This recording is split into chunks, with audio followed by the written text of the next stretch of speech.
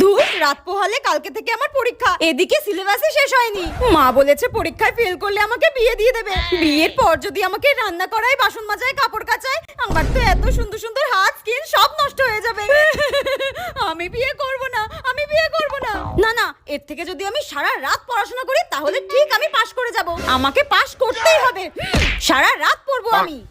একটা কাজ করি।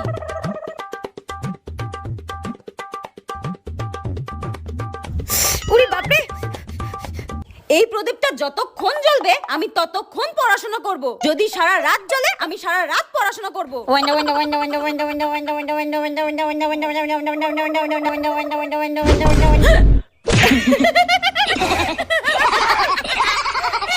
ভগবানও চায় না যে আমি সারা রাত জেগে পড়াশোনা করি। ভগবান আমাকে এমনি পাস করিয়ে দেবে। তাহলে আর কি, বই তোলো আর ফোন ঘাটো, আমি এমনি পাস করে যাব।